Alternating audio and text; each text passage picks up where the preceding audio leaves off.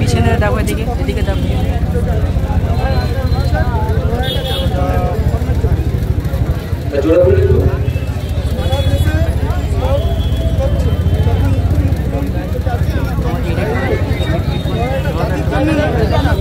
ব্যাপারটা হচ্ছে ও তো চাইছে ধর্মীয় বিভাজন করে ক্ষমতা টিকে থাকে।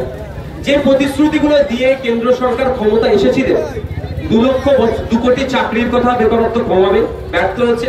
ডলার আর টাকার দাম সেম হয়ে যাবে, কিন্তু দেখুন স্বাধীনতার পর থেকে রেকর্ড টাকার দাম পড়ে গিয়েছে, বেশি টাকা দিয়ে ডলার কিনতে হচ্ছে।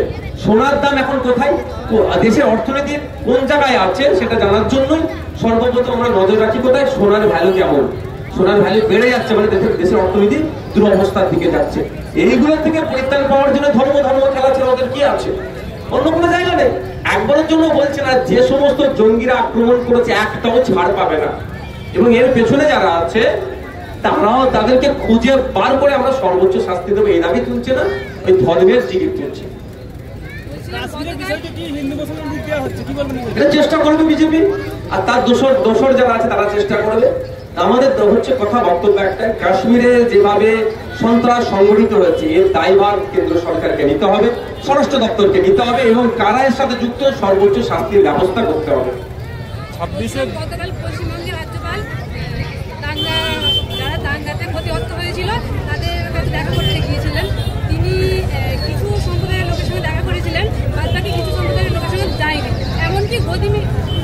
এমনকি ন্যাশনাল চ্যানেলও তাদের কাছে যায়নি। আমি বলছি, রাজ্যপাল আমাদের একটা সাংবিধানিক প্রধান রাজ্যপালকে আমরা আপাতমস্তক নিরপেক্ষতার সাথে আমরা দেখি, কিন্তু দুর্ভাগ্যের বিষয় এই মুর্শিদাবাদের ইনসিডেন্টের পরে, মুর্শিদাবাদের কয়েকটি জায়গায় যে ইনসিডেন্ট ঘটেছিল, রাজ্যপাল মহোদয় তিনি যাবার মন স্থির করেছিলেন এবং গিয়েছিলেন, আমি মনে করি যাওয়া দরকার। কিন্তু দুর্ভাগ্য আমাদের, তিনি সেখানে গিয়ে যে আচরণটা হলো তার পক্ষ থেকে একটা রাজনৈতিক দলের নেতাদের মতো হয়ে গেল। তেনার তো প্রত্যেকটা জায়গায় যাওয়া দরকার, যারা এফেক্টেড, যারা ক্ষতিগ্রস্ত, প্রত্যেকের কাছে গিয়ে তাদের কথা শুনে যথাযথভাবে তাদের কিভাবে রিলিফ করা যায় তার ব্যবস্থা করা। কিন্তু আমাদের দুর্ভাগ্য, আমাদের রাজ্যের যিনি রাজ্যপাল বর্তমানে আছেন তার আচরণটা বা তার ভিজিটটা পলিটিক্যাল ভিজিটের মতো হলো। 26-এ ব্রিগেডে পারমিশন দেওয়া হলো না, এই বিষয়ে কি বলবেন? তখন একটা কোর্টে মামলা চলছে, আগামীকাল বেলা 1:30টায় আছে। আশা করছি আমরা আইনের মাধ্যমে ন্যায়কে প্রতিষ্ঠান লড়াই পারমিশন পাবো। তবে একটা কথা বলছি, কেন কোর্টে যেতে হবে ভাই? রাজনৈতিক দলের প্রোগ্রাম হচ্ছে, ভিন্ন ধর্মীয় প্রোগ্রাম হচ্ছে, সেখানে অসুবিধা নয়। এই প্রোগ্রামগুলি কোর্টে যেতে হচ্ছে কেন?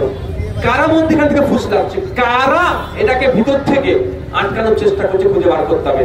সাপ হয়ে কামড়াচ্ছে, ওজা হয়ে ঝাড়ছে, ঠিক যেভাবে বলছে দিল্লি গিয়ে আন্দোলন করো, বলছে অকাপের বিরুদ্ধে আছি, দিল্লি গিয়ে আন্দোলন করো, যেভাবে হচ্ছে ঠিক এখানে দেখুন কেউ কল কাঠি নেড়েছে যে ওখানে পারমিশন না পায়। যেমন মুর্শিদাবাদ দাঙ্গা নিয়ে ন্যাশনাল চ্যানেলগুলো বিভ্রান্তি ছড়িয়েছিল, তেমন এই কাশ্মীরে যে জঙ্গি হামলায় ইনজুরেড হয়েছে সেটা নিয়েও ন্যাশনাল চ্যানেলগুলো বিশেষ করে হলুদ মিডিয়া বলা হয়, গদি মিডিয়া বলা হয়। দেখুন, মিডিয়া স্বাধীনতা দিয়ে আমাদের দেশের র্যাঙ্ক 159 আউট অফ 175 or 180, 180টার মধ্যে 180টি দেশের মধ্যে আমাদের মিডিয়া স্বাধীনতাতে 159। যেমন আমাদের দুর্ভাগ্য, ঠিক একইভাবে এশিয়া মহাদেশের মধ্যে ফেক খবর ছড়ানোতে আমরা টপ 3-এর মধ্যে আছি। এটা আমাদের দুর্ভাগ্য।